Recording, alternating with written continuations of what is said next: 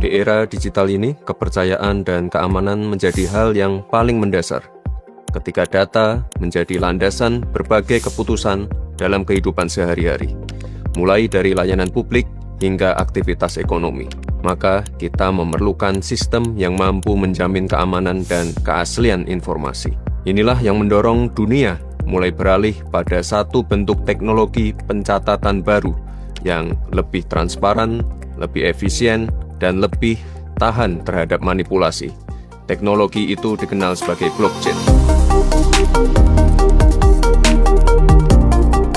Blockchain itu ibarat buku kas bersama.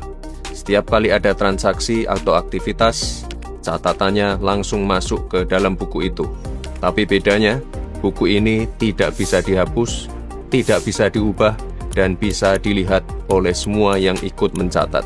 Tidak ada satu orang pun yang bisa sembunyi-sembunyi, memanipulasi data, semua transparan, semua tercatat, semua ikut menjaga.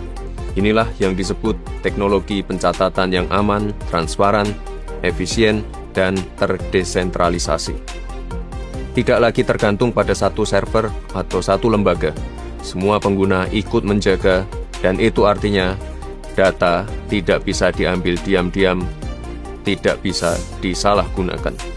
Pemerintah menyadari potensi ini, karena itulah hadir Peraturan Pemerintah Nomor 28 Tahun 2025 sebagai bentuk dukungan hukum dan kepastian bagi pengembangan teknologi baru seperti blockchain. Aturannya jelas, izin usaha disederhanakan, akses masuk ke sektor ini dipermudah. Startup, komunitas, hingga UMKM yang ingin membuat solusi berbasis blockchain, termasuk Web3, DeFi, NFT, smart contract, dan tokenisasi, sekarang punya kepastian hukum. Mereka bisa membangun, menjual, berinovasi, dan bahkan bekerja sama dengan pemerintah tanpa lagi dibayang-bayangi ketidakjelasan regulasi. Bayangkan jika UMKM di desa-desa bisa menciptakan platform keuangan mikro dengan pencatatan transaksi yang tidak bisa diubah dan bisa dilacak. Atau petani yang bisa mencatat distribusi pupuk dan panen secara real time. Atau bahkan keluarga penerima bantuan sosial yang bisa langsung mengecek haknya secara digital tanpa khawatir tercecer atau salah sasaran. Karena inilah teknologi yang memberi hak atas data, bukan hanya untuk pemerintah, tapi juga untuk masyarakat. Tapi teknologi saja tidak cukup. Kita juga perlu membayangkan bagaimana blockchain bisa digunakan untuk memperbaiki pelayanan publik ke depan.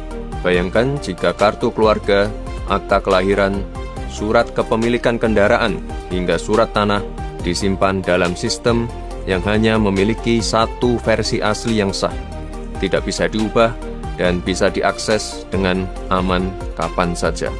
Inilah potensi blockchain menciptakan sistem pencatatan yang terjamin keasliannya, efisien secara biaya, dan jauh lebih transparan dibandingkan sistem konvensional.